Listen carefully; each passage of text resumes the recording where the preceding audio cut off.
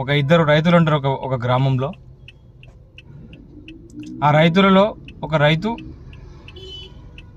వర్షాలు పడ్డప్పుడు పొలం మంచిగా చేసుకుందాంలే అని అనుకుంటాడు.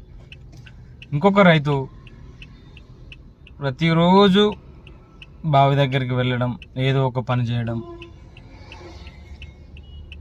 బావిని పొలంలో ఉన్నటువంటి చెత్త చెదారం కానీ కంప చెట్లు కానీ కొట్టేయడం, సిద్ధం చేయడం, భూమిని చాలా సిద్ధం చేయడానికి ప్రతిరోజు తన వంతు కృషి చేస్తూ ఉంటాడు.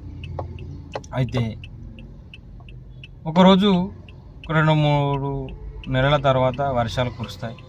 వర్షాలు కురవగానే మొదటి రైతు పని స్టార్ట్ చేస్తాడు, చెట్లు కొట్టడం, కంపేరడం.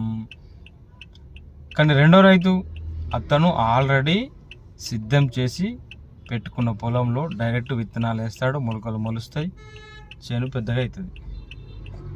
కానీ మొదటి రైతు పంట వేసే సమయానికి ఇతని పంట చాలా పెద్దగా పెరుగుతుంది.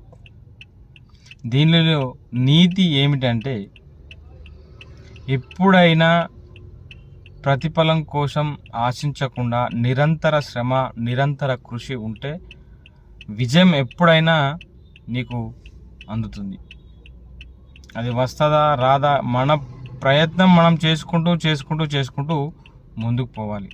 మిత్రులారా, మనం కూడా ఎప్పుడైనా ఏ విషయంలో అయినా ఏదైనా మంచి మార్గదర్శకంగా ముందుకు పోతున్నప్పుడు చూద్దాంలే, నిరుద్యోగులు ఉద్యోగం కోసం పోటీ పడుతున్నప్పుడు నోటిఫికేషన్ వచ్చినప్పుడే చూద్దాంలే అనకుండా నిరంతరంగా ప్రతి క్రమంగా మీరు చదువుకుంటూ పోతే మంచి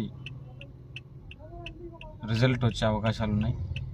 ఉద్యోగం సాధించే అవకాశాలు కూడా ఉంటాయి. అందుకే కష్టపడండి, కష్టపడి ముందుకెళ్ళి మీ యొక్క విజయావకాశాలను నెరవేర్చుకోండి. Thank you so much.